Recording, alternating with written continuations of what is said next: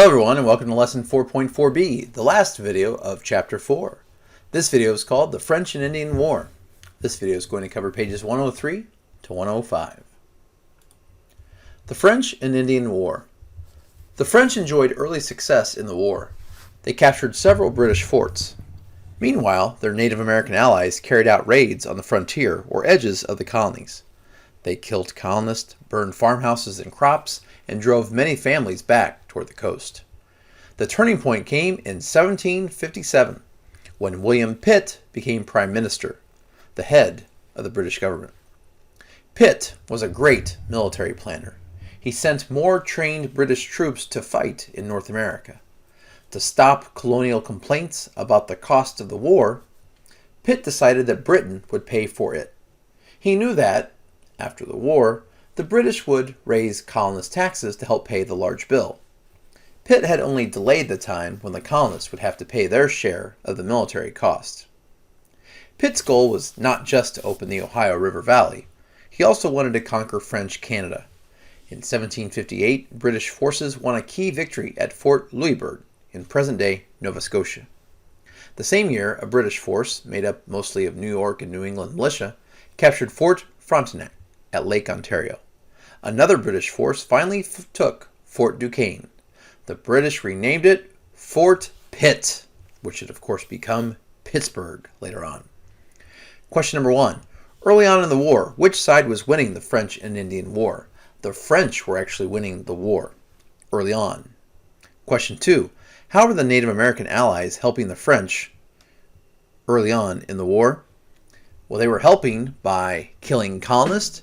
They were carrying out raids on the edges of the colonies. They were burning farmhouses and crops, and they were driving many of those families back towards the coast.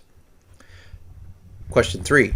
What was the turning point of the French and Indian War? The turning point was when William Pitt became Prime Minister, and he started the planning, and he helped the British have a much better war plan to winning the French and Indian War. Question 4. Why was William Pitt a huge help for the British in the war? He was a great military planner. Question 5. What two strategies did William Pitt use that would help the British do better in the war? Well, number 1, what he decided to do was send more trained British troops to fight in North America. So having better troops and more of them, that's always going to help you in war. And secondly, he said, all right, colonies, I get you're upset about having to help pay for the war. So you know what? We're going to take the bill instead. What Pitt didn't tell them is that he knew eventually they'd have to pay for it in taxes after the war was over. And that gets us to number 6. What did William Pitt decide he was going to have to do to the American colonies after the war was over? Well, he was going to have to raise their taxes to pay for the war bill, but he put that decision off. He knew he could always make them pay later on. He needed to win the war at that time. Question 7. What was Fort Duquesne renamed to? Fort Pitt, which would of course become Pittsburgh. Quebec, the capital of New France, sat on a cliff above the St. Lawrence River. Because of its position, Quebec was thought to be impossible to attack. In September of 1759, British scouts spotted a poorly guarded path along the back of the cliff. At night, Wolfe's soldiers overwhelmed the French guards and scrambled up the path. The British troops then surprised and defeated the French army on a field called the Plains of Abraham. The fall of Quebec and of Montreal the next year marked the defeat of France in North America. Now we can answer a couple more questions.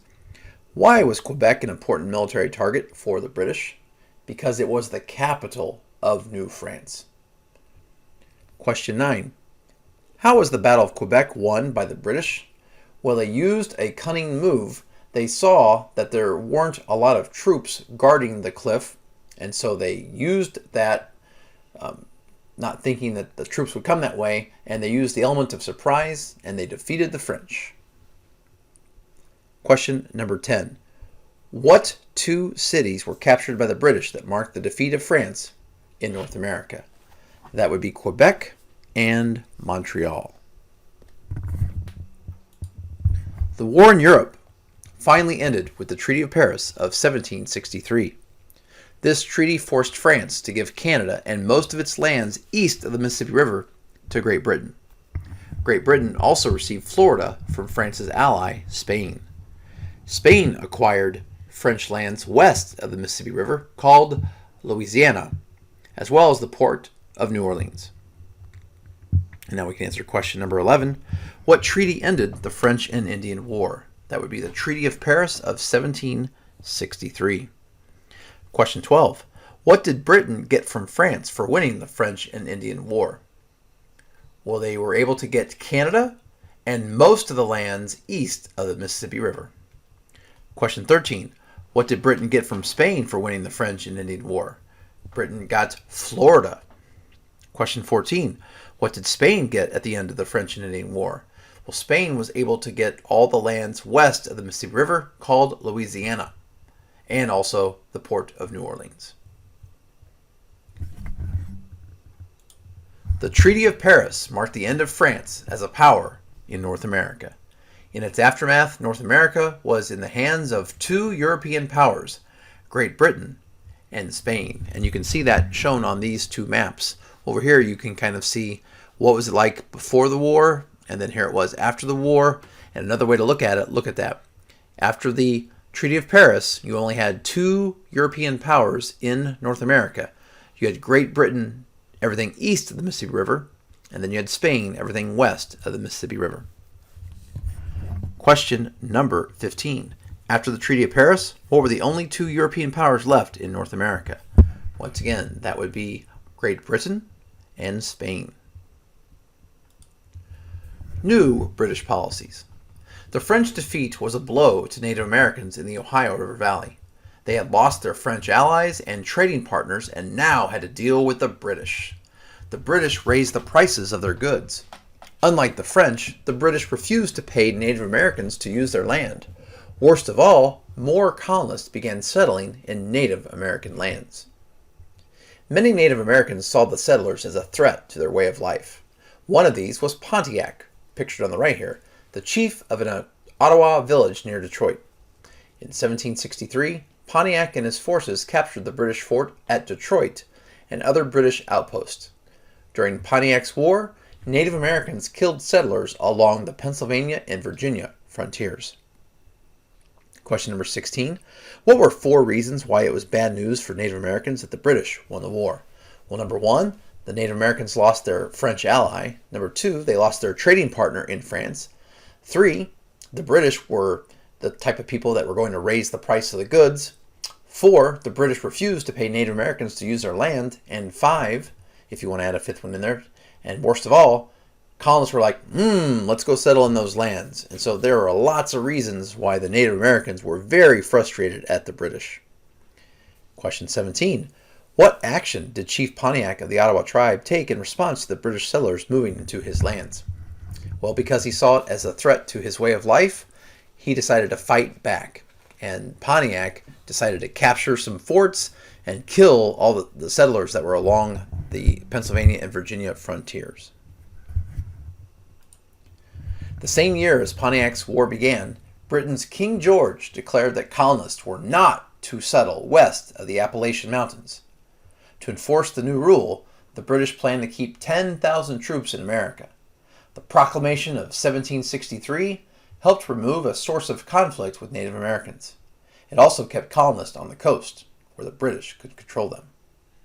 Colonists believed the proclamation limited their freedom of movement. They feared that the large number of British troops might interfere with their liberties. As a result, distrust began to grow between Britain and its American colonies. Britain's financial problems also led to trouble. Deeply in debt as a result of the war with France, the British government made plans to tax the colonies and tighten trade rules. These efforts would lead to conflict and eventually revolution. Question number 18. What did the Proclamation of 1763 make law? It said, settlers, you are not allowed to settle west of the Appalachian Mountains. And you can see that on the map here. You can see the line that was set. Proclamation 1763, you may not cross that line. Question number 19. How did the British plan to enforce the proclamation of 1763? Well, they sent 10,000 troops to America to watch over the colonists to make sure they were following the rules. Question 20. What were the two main reasons why the proclamation of 1763 was extremely unpopular in the colonies?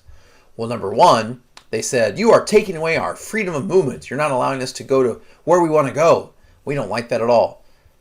And secondly, they also felt like the troops might interfere with all their freedoms, with all their liberties that they had been enjoying since living in the colonies. And finally, last question, due to their war debt, what two things was Britain planning on doing in the colonies? Well, number one, Britain was going to make a plan to tax the colonies, get that money to pay back the war debt. And two, they were going to tighten those trade rules. They're going to make sure that those smugglers were not going to be able to do what they had been doing for a while. Well, thank you so much for watching. Before we go, I've got this meme. Proclamation line of 1763, you shall not pass. Thank you for watching, and have a great day.